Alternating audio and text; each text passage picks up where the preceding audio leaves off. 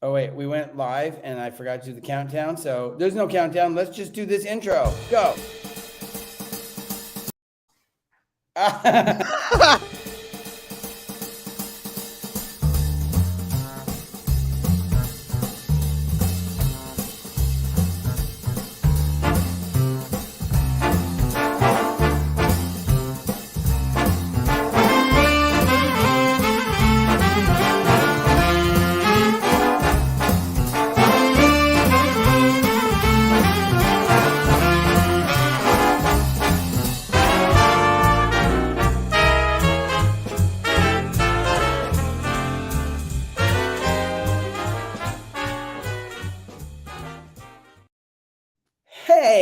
Hey, Kevin.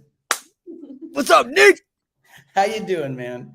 I'm doing awesome. It's been too long since our last Old Fashioned Catholics. I'm very happy to be here with you tonight, sir. It's been 4 weeks, man. 4 weeks. And I see that we're finally getting our uniform down that we had talked about. Yep. Yep. Yeah, how'd you get the buttons like you're one of the newsies or something? Well, dude, you just got I'm one of the Sam's Club. Just Sam's. Man.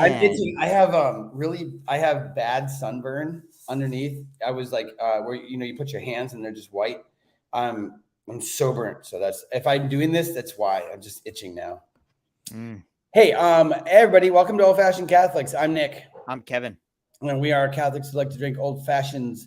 I am in San Diego, California tonight, staying at a home of a friend of mine. And I just got done doing a theology of the body crash course, which went okay. Could have been better. I was told by both of them on the way home from the event. Had a good time. I met a guy who does shrooms, and he was a great man. And then tomorrow I'm doing an 8-hour theology of the body, which will be great. What are you doing, Kevin? I am not doing shrooms. I am sitting at a children's school table for second grade and younger kids. So my feet are already numb, Nick. But I am drinking a rye PA from Summit, which is a local Minnesota brew. And that's what I'm doing. What are you drinking? I am drinking bourbon generously supplied by my host family. This is nice cup. Four Roses. Oh, Four Roses. It's a small batch, though. It's not the big batch. It's a small batch. It's a small batch. I don't know what that means, but it's small. Good things come in small batches. Don't they, though? Anyway, so that's what I'm drinking. That's that. Excellent. I did want to. So one time when we were live, my friend Allie came on, and she was making a ton of comments. It was at least 5. At least 5, which she clarified. So everybody, this is Allie. I don't deserve all this flack that I'm getting, but yeah, it was so many comments. And then Alex is in the other room. He may or may not appear on screen, but it was 4 weeks ago that we last did an episode, man. Man, 4 weeks ago. What was our last episode about, Nick? Yeah, that's a good question. What did we talk about? I'm looking it up right now. And did we have a guest? We did not have a guest. It was from the last episode from my home in I Falls, and we talked about gospel contradictions. Remember that? Oh man.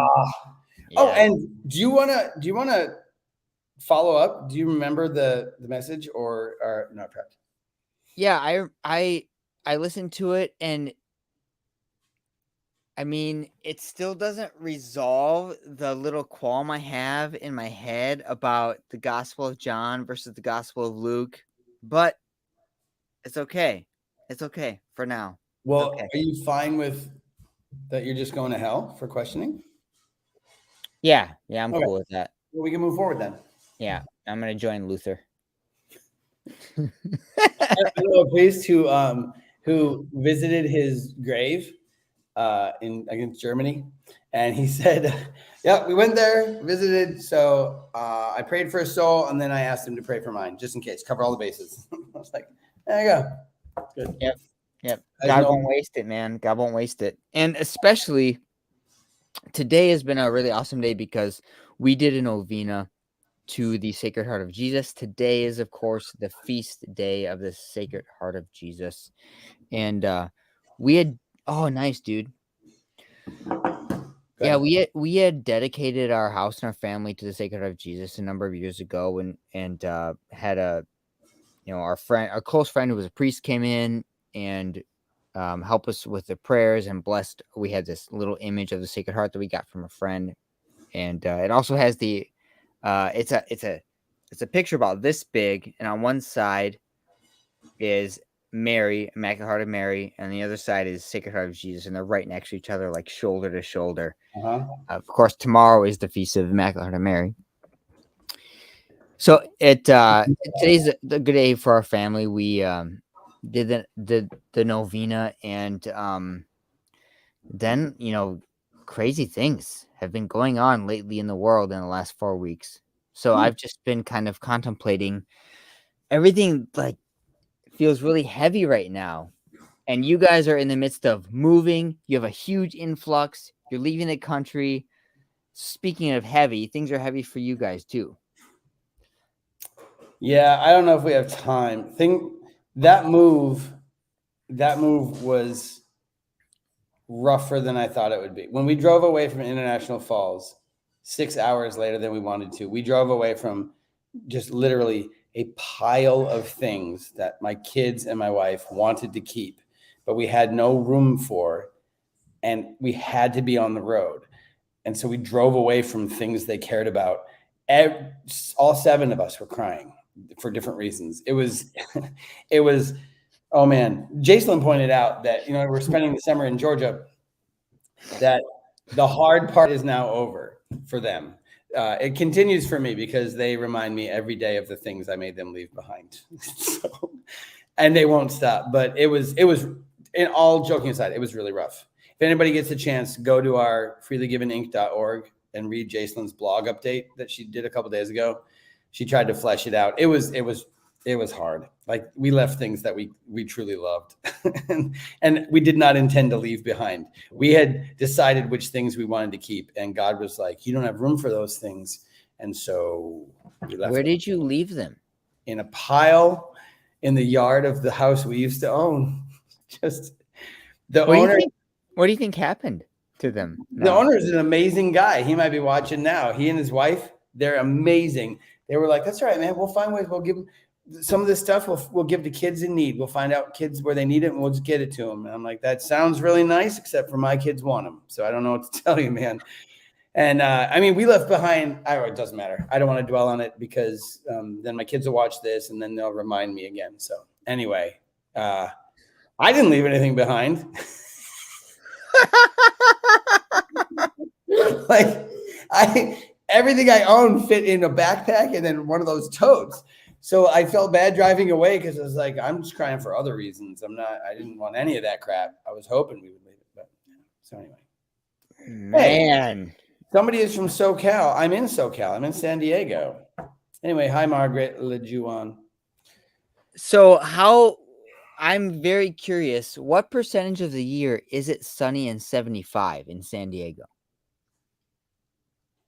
There is a thing called May gray and June gloom, and our tomato plants are feeling it. Don't give me that, your freaking tomato plants. Oh, your tomato plants don't know nothing. dude, my tomato plants grew better in Minnesota than they do out here. Let me tell you, don't get me started. Allie is from Hastings, so she knows. What? Allie, I feel like we're kindred. Well, because Kevin, you live, well, I'm not right next door. I grew up in St. Paul. Mm-hmm. Alex, are you okay to be on or no? Can we introduce you? Is it okay? Yeah, we can. Because you didn't say no verbally. So everybody, this is Alex, also a good friend. We have 7 people watching right now and a bunch of people watching after the fact. This is Alex. He's a wonderful guy. Unfortunately, he is a deaf mute. He has never learned to speak. And so anyway, Wait. Let Allie finish about sunny and 75. May gray and June gloom. Oh yeah, there are a few months where it's cloudy in the mornings, and then sometimes in the afternoon it's sunny. But yeah, it's always sunny. When do you guys get your rain? There's like 3 months of the year that it might rain like 2 or 3 times in the month. It's like what would you say, December to February? I have a Jeep Wrangler, and we have it open for like, what would you say, 8 months of the year? What? Yeah. Oh, my mind is blown right now. Yeah. Pros and cons, Kevin. Pros and cons. All There about are- pros and cons. So that country song by Joe Nichols, Sunny in 75, it's real. Mhm. Oh, I thought you were quoting Reliant K. Reliant K, no? Sunny in 75. They ripped that off from Reliant K. Wow, okay. And now Probably. it's sunny with a high of 75 since you took my heavy heart and made it light. No? Okay. I'm sure you ripped it off. Yep. Country. Nothing's original in country music, Nick. True that. Have you seen that compilation of country songs saying girl, girl, girl, girl, truck, truck, truck, truck, truck, truck, truck, but. Okay, it's just anyway. Nope. Jeans, jeans, jeans, jeans, all the references to anywho. What should we talk about, Kevin? Well, Nick, you did just get done talking about theology of the body all day with I did. young folk, younger than yourself. Who isn't? Given the current events around us in our nation, I think a discussion around theology of the body would be great, specifically NFP, because you and I are both dads and husbands. Well, interestingly enough, the reason I was late starting this is because a nice couple had come up to me after, and they had asked, and they're practicing Catholics. They had come up to me and asked, so I know that you can't work against the 4 marks of love. So for people listening, the 4 marks of God's love are free, total, faithful, fruitful. And so you can't work against being free in a relationship.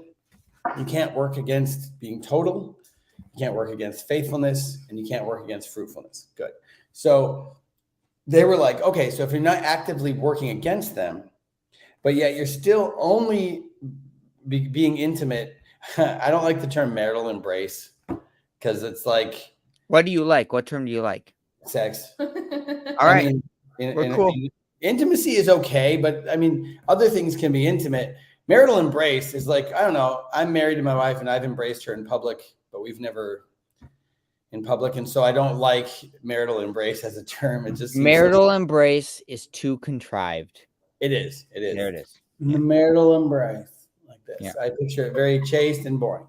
So anyway, although this is how, no, anyway. Which it So- is not boring. So, honey, are you interested?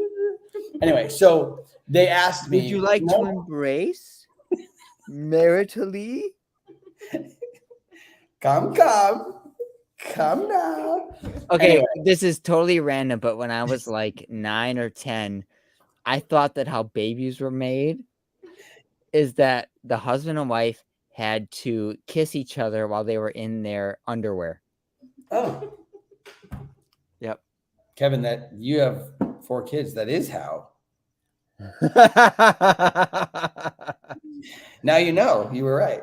All right, continue. So anyway, they came up to me and they were like, if you only maritally embrace during times when you're not fertile, how is that different than contraception? And that's kind of like, it's a common question that gets asked at any of the TOB things. I'm going somewhere with this. So the initial response is just, okay, if you're not working against any of those 4, if you're not working against freedom, totality, faithfulness, and fruitfulness, if you're not actively working against them, then it is okay morally. It is licit to move forward. And then you also have to ask yourself, if you're avoiding, you have to ask yourself why. Like, why do you just not want kids? So then you are being utilitarian, but it still remains that if you abstain during times of fertility, you're not. See, the problem with one of the problems with contraception and any of that mentality is, well, I still want to scratch an itch. I still want to feel good with you. I like the way our bodies will feel up against each other, but we don't want to have a kid right now. So I'm going to get the pleasure from it, but I'm not going to allow it to be fruitful. That is opposite. That's contrary to fruitfulness. So you're still good if you are renewing your wedding vows every month during fertility by saying like, listen, I'm always ready. And then when you're ovulating, when you're more fertile, you're more willing and desirous of it. Even in the midst of all those hormones and desire, we are willing to say, you know what? But because it isn't for any number of reasons, it isn't wise or prudent right now, then we will restrain ourselves and love each other more than our hormones. That is a good thing. That's a self-control thing. So that's the beginning of it. But one of the questions is, and Allie had talked about this, have you seen it in your experience, whether it's with you or with others, because you've talked about this with people for years as well. Have you ever seen it used too much in a utilitarian way so that it becomes, not that it becomes Catholic contraception, which is one of the jokes, but can it become other than what it's supposed to be, in your opinion, in your thoughts?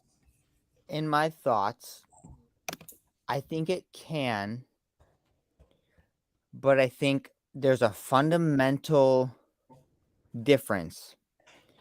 And you can see it in terms of if you're contracepting and conceive a child, it is instantly a crisis, or it's instantly an issue that you have to figure out how to overcome. But if you're using NFP and you're trying to avoid, let's say you're trying to avoid pregnancy, so you're only trying to utilize times where you are relatively certain scientifically that wife is not fertile. If God steps in, if your wife becomes pregnant, what was supposed to happen happened. And you're not like, oh crap, you got pregnant in the same way, because you knew that you weren't doing anything to try and stop it other than understanding to the best of your ability where she was in her cycle. So I think there's a fundamental difference, and that word gets used a lot, but in this case, it holds very true in that I am actively working against something. When it happens, oh crap, how did that happen? I'm not actively working against something. I'm just hoping it doesn't happen. When it does happen, well, we were risking it anyways. There's you hear that term always in Catholic couples, like, yeah, like we risked it, like we were risking it, getting pregnant, because they weren't doing anything to try and actively stop it. They were letting whatever happen. I don't know. I'll pause it. What are your thoughts on that? Yeah, no, that's good. Just that idea that I never contemplated that. Just if you weigh the response upon pregnancy, it gives a really good glimpse into the intention and the place of the heart. That's my point. Right. That's just a really good point. I'm not sure if I've heard people say it that way. That's just great, because that would let you know, okay, are you contracepting or not? Well, contraception, against life, contracept. If you were against life, then when life happens, you're like, dang it, I did not want that. But if you're again, not to use pro-life, but if you are for pro-conception, then when it happens, it might be like, oh, well, I mean, hadn't planned for it, but knew it could happen. And again, there's that abandonment to God of like, but he sent a kid. A kid's not an accident. Like conception isn't an accident. It can't be an accident. Right. So, it was what was supposed to happen. This is the natural end. Yeah. Man, that's good. That's really awesome, man. And it moves into a category that I've been thinking about a lot lately, in that we aren't ever prepared when we're engaged, because we can't be, for the the periods of time where abstinence is asked for or maybe required, and I know your situation is a little bit different, but for many, many Catholic couples, there are periods of time where you're abstaining, and when you like say out loud the length of time that you've abstained, you're like, holy frick, man, that is a long time. And that is something that I think for a lot of people is a big struggle, for one, that we aren't prepared for. And 3, when we're getting marriage prep, our priests aren't really equipped to talk about that because they have no idea, that side of it. Even that is tough for me because I'm like, why can't, priests know about abstinence really, really well. Like they know about the struggle of it. It's weird that I think you and I, in our private conversations, we keep coming back to like just that idea that I think there's a level that doesn't get talked about, like a reality level of the struggle that doesn't get talked about. I've never had a priest be open and honest about this, but like it can't be just flat out easy every day for a priest. You know what I mean? There has to be biology and desire and whatnot that we could still share in common, but that doesn't get talked about or addressed either, like ahead of time. It does not. But I mean, like the courses they get on NFP or whatever they get, whatever training they get is extremely quick and remedial to get them, because there's so much that they have to know. Like that's kind of lower on the tier, that it's not one of their main responsibilities. Yeah. And so when a priest is counseling an engaged couple, they're not really equipped to talk about the ins and outs. And at the same time, to be fair, the engaged couple isn't equipped to hear it. Like the engaged couple isn't ready for it because some of these things you can't even really know until you've been married. Yeah. The principle applies. Like you're engaged, you're like, okay, we've committed to saying yes to God and saying no to contraception for our marriage.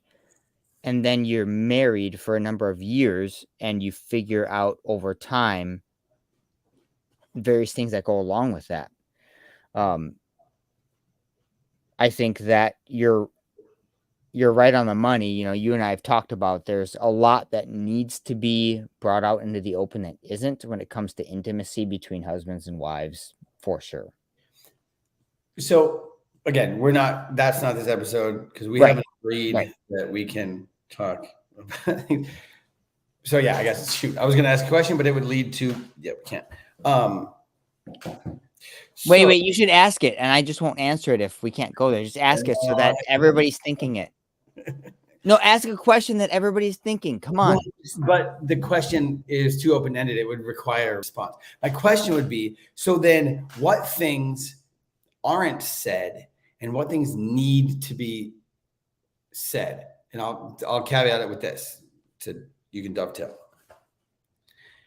There are times when I'm giving a talk, if it's just men, and if I've prepped ahead of time and I've explained and warned them, I'm going to be very, very, very gritty. And that's the only word I can think of in the moment, where I dive into the actuality of lust, the actuality of what it's like to be sexually frustrated, or the actuality of what that feels like when you enter into times of celibacy and abstinence for the sake of fruitfulness or for the sake of, a healthy marriage, whatever. The actualities of it, no one ever talks about them. So you're just kind of alone. And I have been saying for at least 8 years now that in some way, and I don't know what that would look like, but in some way or another, the next level of theology of the body there has to be some level that doesn't use marital embrace, but that like dives into it in language that we all just get and can, because there have been times when I've been able to be honest and I've had men be like, thank you finally for just saying that out loud, because no one ever did. That's all been abstract, and that was actual. So in your opinion, are there any things that you can any opinions and thoughts that you could say that might need to be addressed, or can we not go there in this episode? Right.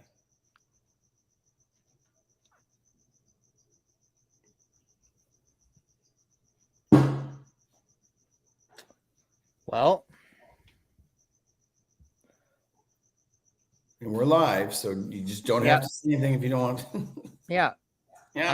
I'm just playing through it in my mind. I think that there's certainly a platform when you're sitting in front of a group of husbands, or versus a group of wives, where the conversation is very different. But I also think that there is a lack of understanding across the aisle. I think that a majority of wives have no idea what husbands are going through mentally, and vice versa. I think a majority of husbands are absolutely clueless to what wives are going through, because we are stuck on talking about it in the abstract instead of talking about it in the specific. So you just set up this like loop, because, okay, there are times when a bunch of married men could be together. They could talk about stuff. And at the same time, the women don't understand us. I'm like, that's because, and this is just me, and I don't know how it would ever play out. I just feel like just burning to have, maybe it's not recorded. Maybe that's what it is. It's not on the internet, but a group of men and women in the room, and you say all the silent parts out loud about lust and desire and healthy marriage and unhealthy. Like, you just say it. You just say all of it. Like, are you laughing because I said say the quiet part out loud? No, I'm laughing at that playing out in my head. Yeah, I've played it out so many times in my head. I just want, because okay, we don't ever tag these as being for kids. The only example I'll use is I think you know this person, but one time a man that I know was trying to talk to his daughter, who was a 17-year-old, I think, about, he was technically talking, I think, about yoga pants, but we're not here. He was talking about how to dress at mass. At mass, that's what it was. And he was like, I don't think you understand what lust does when you have yoga pants on. And he said, so for instance, apropos of nothing, and aside from my choice, if I am in line to go receive the Eucharist and the woman in front of me has yoga pants on and she bends over to bow to the Eucharist, I think of penetration. And his daughter was like, Dad, oh Dad. He's like, exactly. Now you understand lust. Now you get it a little bit. And until you can say that, you will never, until you say, like, if all I can say is like, well, desires, like, if that's all you can say and you can't put the nasty, like the grit on what lust looks like, you can never have the complete conversation. It's always in somehow abstract. And I mean, times that I've gotten to talk honestly with my wife about things, I mean, way back, even early in our marriage, those were very healthy times when we could just lay it out, like, because there's nothing good about lust. There's nothing, it's only use. So why can't we say it in the gritty terms that ends up being in our head? And I just feel like at some point, there's got to be a time and a place to have that conversation. Because again, when we're talking about using NFP, again, using somebody, if we can't get into the real intricacies of, like, when we can't get into the intricacies of things and say them, then how can we ever get to the realities of them in a real way? Yeah, I mean, that's huge, because in your example, he was sugarcoating it a little bit. He was sugarcoating. He was still, even as gross as it was, he was still sugarcoating it. And like, yeah, I don't know. Yeah, and it's funny because there's been a lot of uproar in the past, in recent history, about dress codes at schools and things like that, where the term slut shaming kind of came about. Yeah. And I think if I were to hear oh, don't dress that way because it's distracting to the boys at school, or it causes them to be sexually like charged towards you. Like that's not a good enough answer. That's not a good enough reason to Because if do that or was not do reality, anything. then the answer should be, we'll get over it. Yes, definitely. Yeah, well, they should just get over it. It's Yeah. on them. It's not on me. Like, stop thinking that way. Yeah. But that isn't even the answer. That isn't even what's really going on. That's trying to say it really, really incredibly delicately. To be honest, again, we've said this before, I do not advocate this person in any way, but I still appreciate this person's honesty. There have been times when Louis C.K. has said things that I'm like, that's the honesty of lust. That should be said. At its Yeah, middle. you mentioned Louis C.K. He's got a bit about I'll say it a little bit delicately, but like men want to just ejaculate everywhere all over the world. Yeah, And- that's what I was thinking. That's the bit that speaks to the heart of where lust is. Where lust is. And it's coming from someone who's clearly just stuck in it, obviously. But And openly and honestly stuck in it. Like he's not saying, that was the weird thing about when everything happened with him. He was just like, in a real sense, what did you think was wrong with me? I was honest about what was been wrong with me in every special I've ever done. This is what's wrong with me. So it wasn't surprising in any way that everything happened with him, because he's been honest about it the whole time. And then people were freaked out when he did the thing that you would expect him to do based on everything he said. we can't go to that was weird to me. I'm not condoning what he did. I'm saying, like, but from always in every one of his specials, he hasn't hidden. He has his sexuality, his struggles they're always Puts him out in the open. Yeah. Yep. Yeah, but the issue is that they're put out in the open, but there's no resolution. There's no flipping. There's no redemption. It's just, this is the depravity that is in my life. Here it is, accept me or not. And Jesus says, here's the depravity of your life, accept it or come with me. Sure. Yeah. Like, that's the difference. Well, that's one of the things I even think when it comes back to going back to the NFP thing. Well, okay, go back to the NFP thing. You nailed it with, if your reaction to finding out you were pregnant is something like a negative, then. Well, be careful. Not even a negative, because you can be using NFP and it can be a negative feeling or reaction when you get pregnant, when you're trying to avoid. Sure, right.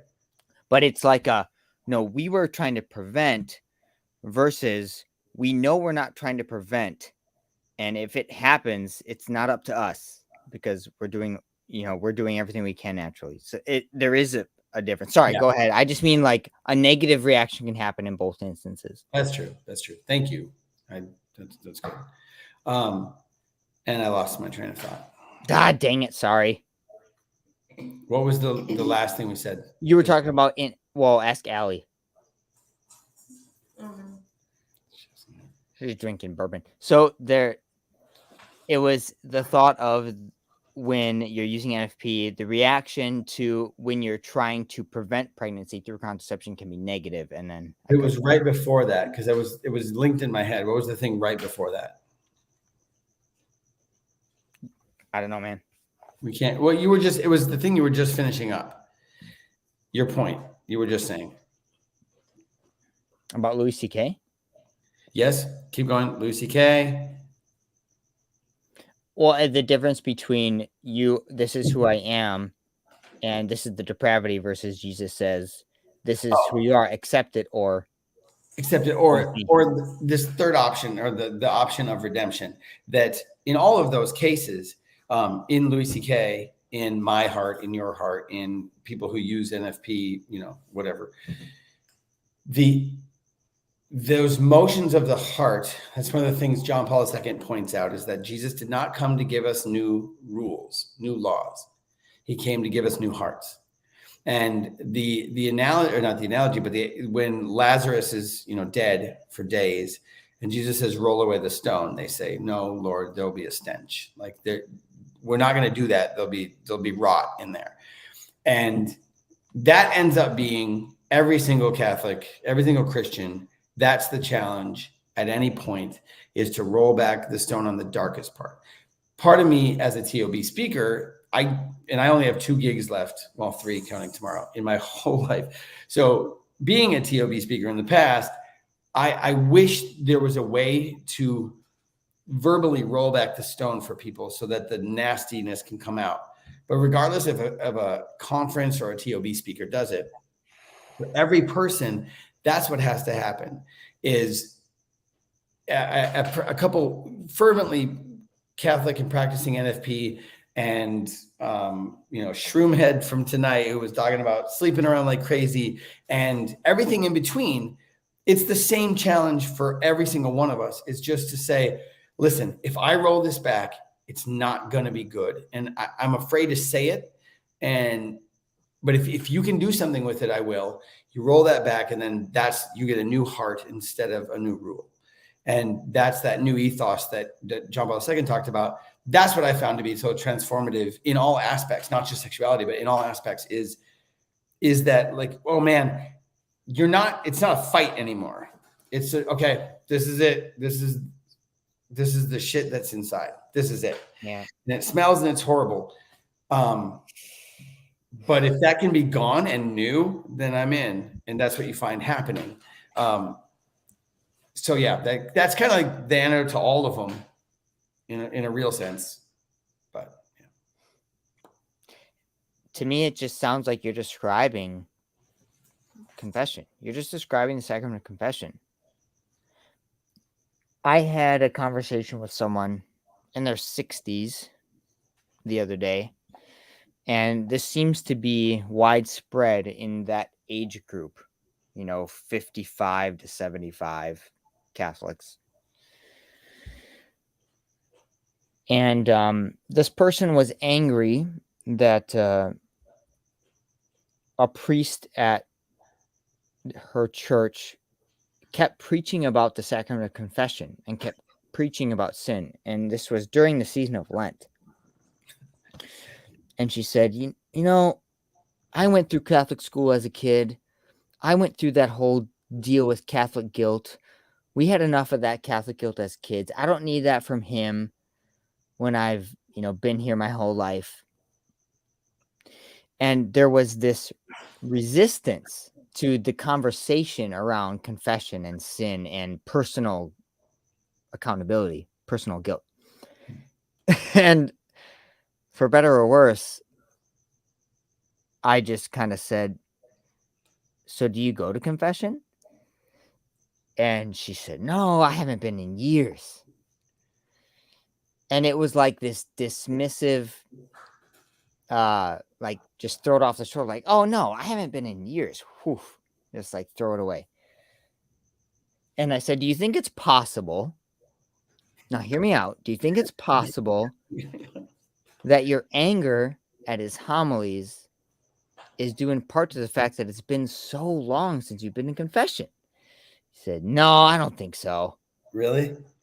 No, I don't think so. It's the way he says it that I don't like. And I thought that was really interesting because what you're saying speaks to the sacrament of confession, where if no other place, if there's no arena, public, no space in front of a lot of people where we can say, open up the tomb of Lazarus and let the stench out. Here's the real grittiness of it all. The one place where you can say it is in the confessional, where you can say, here's actually what I do. Here's actually what I think. Here's actually how I've behaved. And here's actually how I failed. And then the priest, acting in the person of Jesus, says, you're forgiven. Yeah, of course, that's how you've behaved. And they're not ever surprised by it. Yeah. Never had a priest go, what? Say that again. Never. Okay. So that's good. That's good because in lieu of not being able to say that, the gritty stuff, which would be helpful. What is more helpful is, and maybe we'll still find a place for it. Maybe. But what is helpful, and we know is beyond helpful, is that the sins that they forgive are forgiven. So if you say those gritty things, even though no one else, like my first confession, I still go back to that. My first an hour. It was an hour long, and there was stuff nobody ever knew. And I was always afraid people would know. And they don't ever plague me. They were just gone. So even though they weren't said out loud to others, when they're said out loud to Jesus, then they're cast from the east to the west. So go to confession. Right? Yeah. And in confession,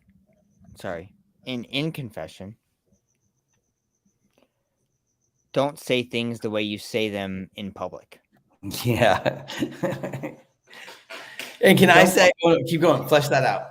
Just don't gloss them over the way that you and I are so frustrated with in the realm of trying to unpack John Paul II's theology of the body and applying that to our marriage. When we're out in public, when we're talking with whoever, there's always a generalization. There's always an anonymity and abstractness to it all. And in confession, you get to be none of those things. You don't get to be anonymous because it's you. Yep. I always... Yes, porta potty, you can say anything. Anything that's your sin. I am one who I encourage everybody to go face to face, look them in the eye. Keep speaking, by the way. Don't hide. I guess I understand why the divider exists, but I don't think it exists. I see how it can make something easier, but I don't think it exists for a good reason. And Nick, the history of the confessional divider is such as, and maybe a pope was like, just have a veil, then that's fine. But it seems to me that if I hide behind a veil, it's because I don't want to look that guy in the eye and say that. And if I really believe that it is in persona Christi, I should look Jesus in the eye and just say it. So I always encourage people, just go face to face. Just go face to face. Don't. And since Kevin's not here, I was out here actually in LA years and years ago doing a thing. There were 1,000 kids going to confession, and they had these chunks of styrofoam on a stick, and those were the dividers. And they had cut a little hole with a little flap for like the divider. And I sat down, and I don't like to go behind the thing. So I sat down like this, and I leaned around the styrofoam. And I was like, Father, can we go face to face? And this priest, Father Patrick, he said, heck yes, you can. And he punched through the styrofoam. He punched through a hole in it. And I remember seeing his little face in there, and he said, let's do this. And he he was just so utterly eager to absolve and to hear those in persona Christi and to forgive. Like it, by the end of that confession, we were friends. Like I have his email address. Like we were just, but it was just so utterly refreshing because he just didn't want anything in the way. I wouldn't have been surprised if he just knocked it down. So I just encourage people, men and women, if you can, don't hide behind a veil. Don't hide behind the curtain unless there's a reason for it. Just go face to face, look the priest in the eye, blink definitely, because it's gross. It's free when you don't blink, but which I've done a couple of times just to be a dink in confessional, just stared at the priest. But for the most part, you just go in there and you blink and you tell unabashedly what you've done and what you have in your thoughts and in your words and what you've done and what you've failed to do. And that brings about a healing that even if you're scared every time going in, you leave with a different sort of redemption than you imagine. And Father Mike Schmitz always says, like, so you work in your relationship with God and you just allow yourself to get close to him, but then you fall. And we always feel like, okay. But if I go to confession, I get put back here. But that what the confessional does, because it's beyond, it's a sacrament. It's beyond just you and getting things right. When you come back, you're farther and closer to God than you've ever been. So if you fall and you rely on the confessional, you're farther every time, which is God's supernatural power overcoming even our worst sins. Oh wow, perfect timing. And allow me to make this my plug for Confession Behind the Veil. Okay. I think Confession Face to Face is amazing, but Confession Behind the Veil or Behind the Screen, it's not about the anonymity, because your sins are not anonymous, which we just described. But what it does is that it helps reassure you, the person confessing your filth of your life, that the priest doesn't care who you are, because that's not his job. He's just the garbage man. He doesn't care what your address is or which house he's pulling up to pull the garbage and dump it into the garbage truck. He's just doing the job. And the confession behind the screen, one, it helps those of us who are afraid of a priest knowing our sins. I remember when I was a kid, I must have been around 14, 15, and I went to confession to a priest at my church. And then right after confession, in the parking lot of the church, I ran into him. And he was like, his mind was busy. He was thinking about where he had to be next. He was really kind of short and flippant with me. But I took it as, oh, crap. He knew that I was the one in that confessional. And he knew all my sins. Oh, man, I felt like crap for the rest of the day about it. But what I realized later is it had nothing to do with that. He didn't care what my sins were in the confession. And that's what Confession Behind the Screen can do, is that it helps you know that it doesn't matter what you say. The priest is not there to judge you as a person. Okay, so then my question would be, does it come back to, okay, somebody's heart then? If you're hiding, if you're like, no, I can't look him in the eye, is there a part of you that should overcome that and go face to face? Whereas, again, I'm speaking from somebody who's not free. If I went behind the screen, yeah, I'd be hiding. I wouldn't be trusting the sacrament, and I know me. So then I generalize and I assume everybody's like that. So how about, it could be better for you to go face to face if you're like me and you would be hiding. But it could be better to go behind a screen if you're like Kevin, who is free of that hiding and just wants to engage in the sacrament when the priest doesn't care and just kind of like bathe in that. Does that sound right? I don't know. It might be vice versa. It might be that it could be good for you to go behind the screen to understand the fullness of the sacrament, because you have an attachment to going face to face. I don't know. I used to go behind the screen forever, Nick, as an example.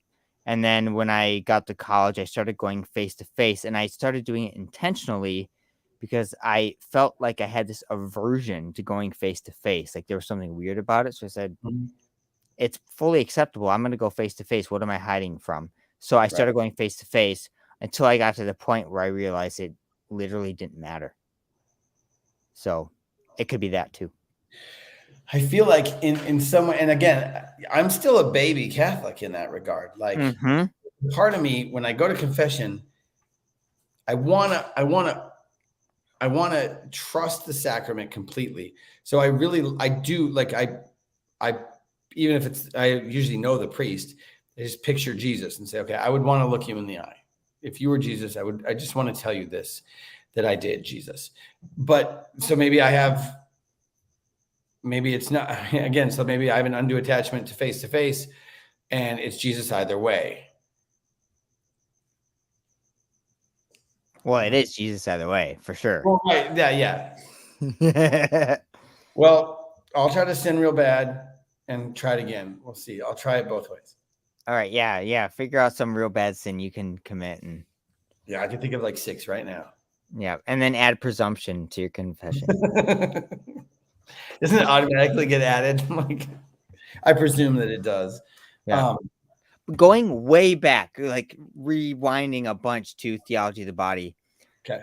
I learned from you early on in listening to your talks about Theology of the Body, because you had done training on it and I hadn't, that St. John Paul II talked about eros, erotic love, the passion, being a rocket ship that was turned upside down and shooting into the ground, and that if it could be flipped back right side up, that there's no limit to the power that it had. Is that a concept that's straight from John Paul II, like the power of eros to reach to the stars? And that, I mean, does he then attach that to like the power of Jesus' passion on the cross, or where did that come from? No, it's that. It's epitomized on the cross par excellence, but also Gethsemane.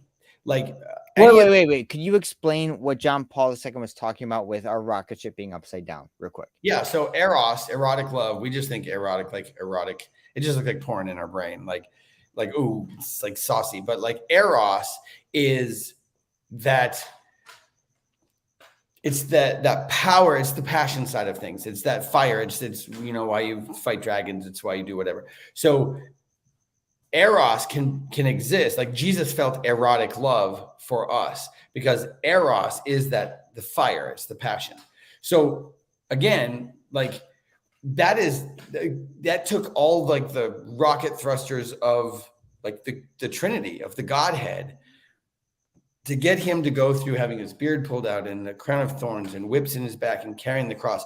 That was only possible, not just because of human strength, but because of that love was so on fire. It was so passionate. It was so erotic. But through sin, because we focus on ourselves, just all of that thrust, not thrust is not the right word, because that has I guess emotion is the right one, but like it's just fire. All that fire is just contained and inverted. It's turned inward. So it's not even at the ground, it's at me. So then that becomes lust, because it's like, no, I will fight to get whatever I want. I will find a way to get whatever I want and I think I need in a moment, if I'm honest. And so again, like you have people who, they spend their lives pursuing desire and pursuing like fulfillment of whatever they want, because it's all turned inward. And what it looks like in theory turned outward is I didn't get rid of any of the passion. It's not that eros went away, because God forbid we ever aren't erotic. But all that eros, then it has nothing to do with me anymore. It's more in the image of God the Father, where it's just pouring out for the ones that I say I love. So hopefully eros in varying degrees, and for all of us, it just takes a while to turn that around. I'm more and more just on fire to love my wife like I should, and give and give and give and pour out for her. That's what it would look like. I don't know if I'm saying it right. Does that make sense? Yep. Yeah. So then what was the tag question? No, that was it. That was me wanting to understand and to clarify, this concept of eros in Theology of the Body. Sure. Where John Paul II talked about our rocket ships being turned in, and if they could be pointed in the right direction, there's no limit to the impact that we could have. Yeah. So, and again, so one way you could say it is, think about the last time any married person listening, or actually you don't have to be married, but the last time you just wanted to do it so bad. You just wanted to have sex with somebody, or your spouse or whatever. You just were feeling that, like, just on fire. It's Ray Romano joked about it being the launch sequence. Like the key gets turned and the launch sequence has started. There's no going back. Like the last time that happened, we are able through the Holy Spirit, through Theology of the Body, to like pause that and like almost like Matrix style, like look at it while it's paused and just divide like the weeds and go through and realize, okay, all that fire, all that passion, holy cow, that's all good. So don't ever get rid of that. It's just how it's being used. So instead of just like, I want you, I want you so bad. Can we please? Honey, can we please? I'm just dying. Can we please? Like, that's still a hunger. That's like a drawing toward and a grasping. Whereas eros, in concept anyway, when it's purified, is just like, please don't ever stop me from giving to you. I want to give to you bodily. I want to give to you with my whole life. I just want to give. I don't want anything back from you. I just want to give with all of that passion. Now it's foreign because how the crap do we even picture that, on a daily basis? But to be honest, what inspires me about TOB is that John Paul II is like, Nick, Kevin, it is not that big of a deal for Jesus to transform that and for you to be that. Like, it's not even in the realm of like, gee, I don't know. It's just him saying like, that's why he came, to give you a new heart. And that transformation can just happen. It's not night and day, but like, that's what I found in my own life is like, holy cow, I get glimpses of what that looks like, of like utter joy in pouring out. Not all the time. I mean, not even close to all the time, but more than I ever thought possible. Do you think that when we deviate from that, all of us, whether or not we really understand that, when we deviate from that, do you think that there's a recognition in all of us that, like, I know I'm doing something less than that, but nobody's really watching me right now? I don't know. To be honest, I look back. I remember one time Dave Matthews Band used to be a huge impact on me. I love them, their talent. Their drummer, Carter Beauford, he's perfectly ambidextrous in all four limbs. Anyway, I remember an interview with Dave Matthews where they were asking about one of his songs, and they're like, why do you write so like desirous towards like women? And he's like, because I worship women. That's why. Because I worship women. And there's a part of desire that isn't, part of desire that, from what I experience, it isn't self-aware enough to know that it's wrong. It seems right. Like, again, like it's that like eros and lust promises assent. Benedict talked about this, Pope Benedict. It promises assent. It promises it's infinity. It promises all those things. And in the moment of desire, when like you're hot and heavy, like you kind of feel like all the forces of the universe, like you feel like, oh, I think this is it. Like it promises and it's delivering. Like he talks about how it evidently, he uses the word evidently, something needs to change. Some sort of transformation has to change in us because we don't attain to that eternally. It promises it, but in the moment, you're not aware. At least I didn't have an abiding awareness of it being wrong. Because in the moment, it's just such a flood it's like the Hulk. It just is. And so it needs transformation to become what it's supposed to be, to deliver what it promises.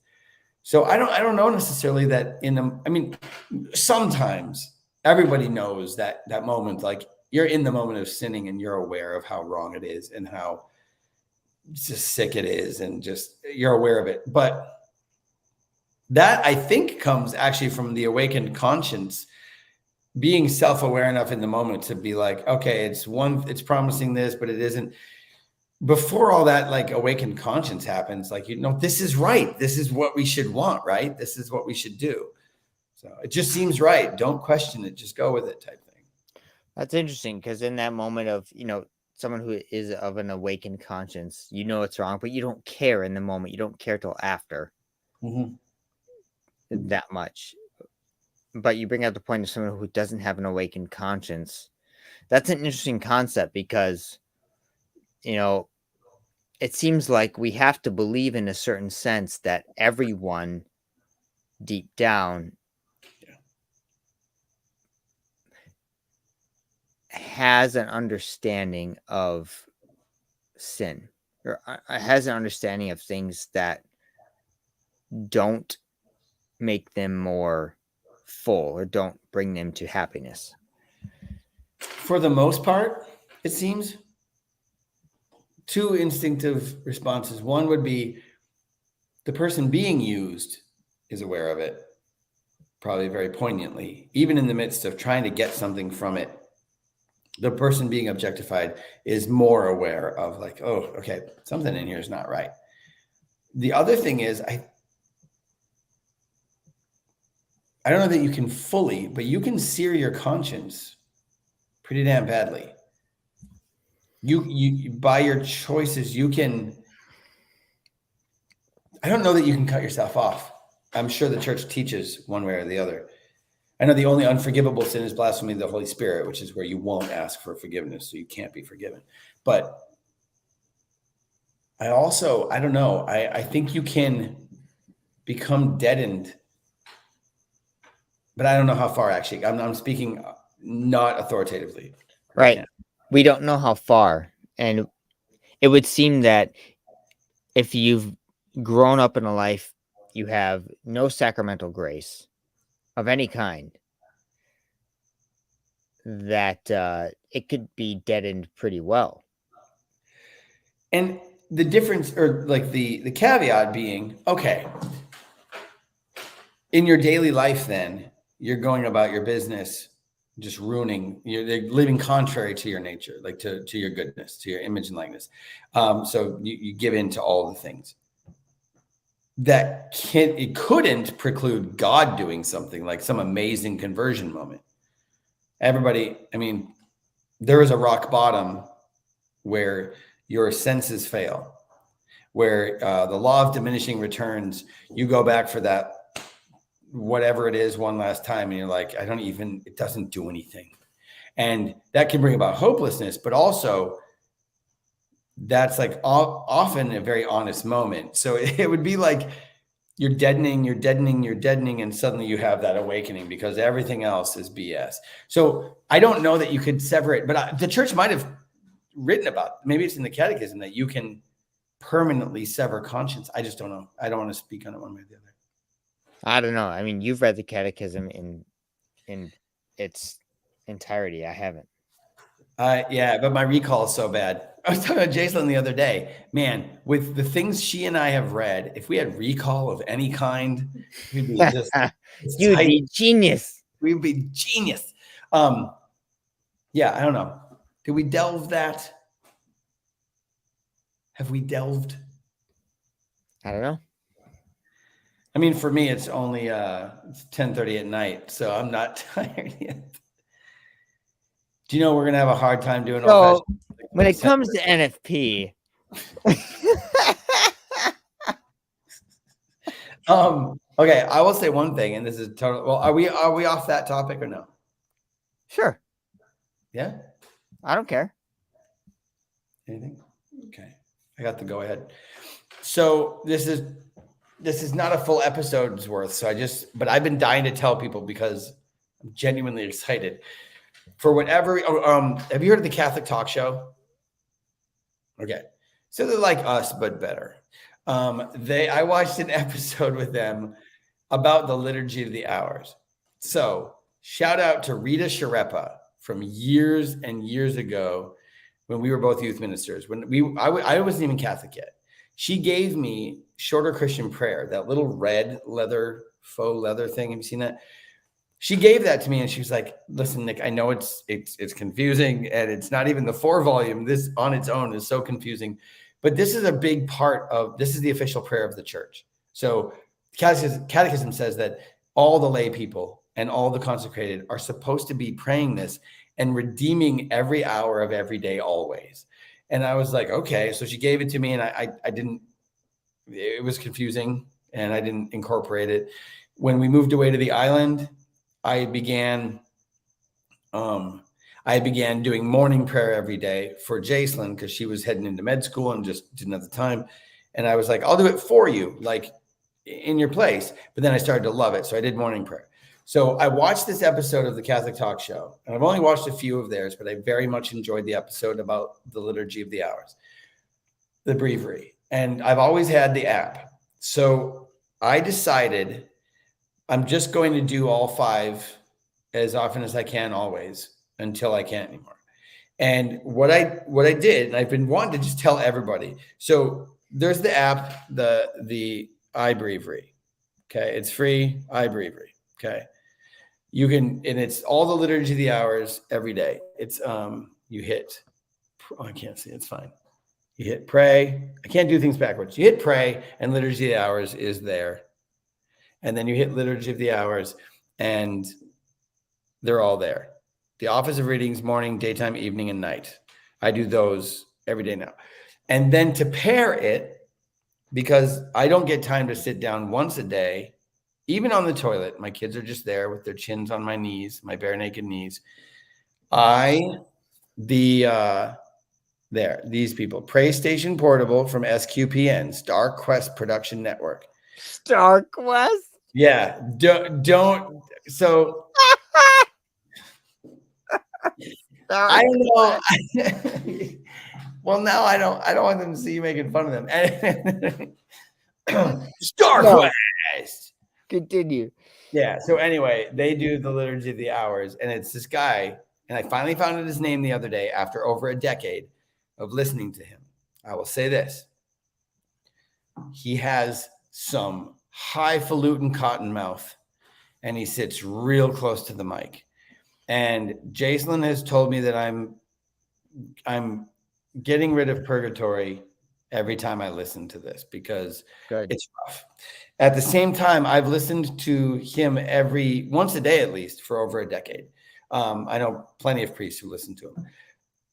I started doing the liturgy of the hours 5 times a day, maybe a month and a half ago. It was during the move when things were really, really bad. I just started doing it, and I listen. I'm full disclosure. You can probably see on the app when I'm listening to it right here. Let's see if we can see it.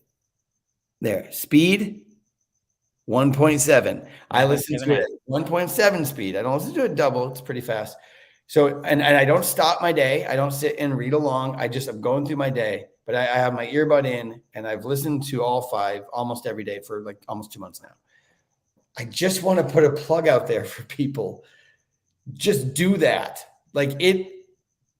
I will be in the crappiest, foul ass mood, surrounded by kids who apparently hate me and want me dead, and a spouse who's upset with me, and it's 99 degrees in Georgia, and I'll pop that in and it redeems the time. It does what it's supposed to do. And so I've been wanting to tell everybody, I'm like a kid in a candy store, just get the free apps. They're both free, and just start with one of them per day. And it's really, I mean, I know I'm only 2 months in, and everybody out there who's like seminarians and priests are like, yeah, wait till it's been 10 years. I'm like, okay, I get it. I'm not dumb. I know that veneer wears off at the honeymoon phase. It's just a phase. But at the same time, I highly recommend it for people. It's just so good. It kicks my butt 5 times a day. So I would not have taken you seriously if it were not for the fact that the app is from StarQuest. And I will get it because of that. StarQuest, where all your Wookiees meet. I know. It reminds me of The Last Starfighter is what it does. Reminds me of the movie Galaxy Quest, which was so funny with Tim Allen. It's pretty good. Yeah. Mm-hmm. Okay, Nick, I'm sold. You gonna do it? iBreviary. What was the other one from StarQuest? Pray Station Portable. Pray Station. Yeah, which is like PlayStation Portable. So again, I don't know. I didn't name them. All right. Awesome. Yeah, man. Dude, good to talk to you again. Good to see you again. Sorry, it's been 4 weeks. When are we going to have the next Old Fashioned Catholic? Because it's going to be a little bit. Well, I'll tell you right now for the people watching. Well, 9 people have hung out with us the whole time. Thanks, guys. It's good to see you. Porta potties, we can't answer that question because it depends.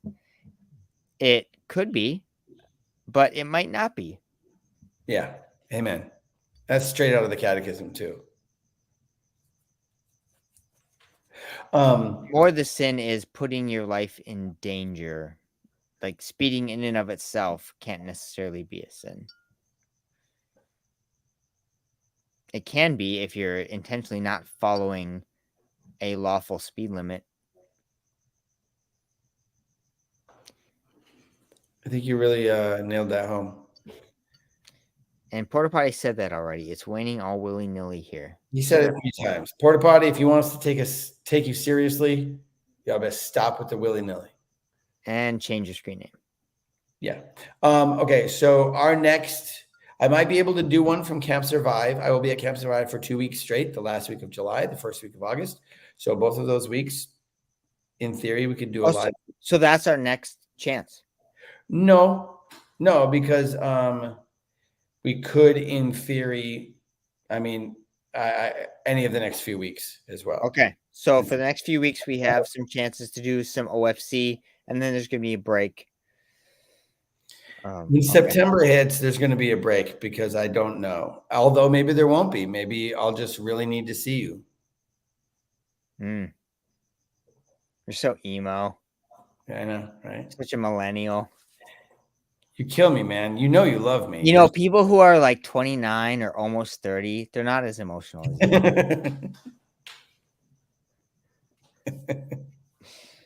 All right. It's because they have better training. They have great training. Not any training that we would name on air. Trained well. I love it. All right, Nick, please do the toast tonight. Or, I mean, Allie's been sitting right next to you. Maybe she could do a toast. Allie, could you do a toast for us? I can only toast water because I'm pregnant. That's fine. And that's how it came out. Congratulations. You know me, we're down with NFP. A toast to TOB, NFP, and NSW. Cheers. Nick, what's NSW? It just came out. I don't know. I regret it already. I regret it already. Don't say it. No. Is it a thing? There are a million acronyms in the military. I just had to throw one of them out. What's NSW? I'm going to Google it. NSW. Military meaning. All right. Remember when we were talking about earlier? Oh, yeah, we can't. Yeah. I told you this would happen. Not NSW is not safe for work. Oh, that's NSFW. She got it wrong in her delicate way. Man, the whole Reddit community is shaming you right now, Allie. Reddit is typing. Wow. All right. Well, All right. Well, let's have one again soon. All right. It was very good to see you. We might be able to have an old-fashioned Catholics next week, and if not, the week after. All right. All right. Bye. God bless. Have a good night. Have a good life. See you on the other side.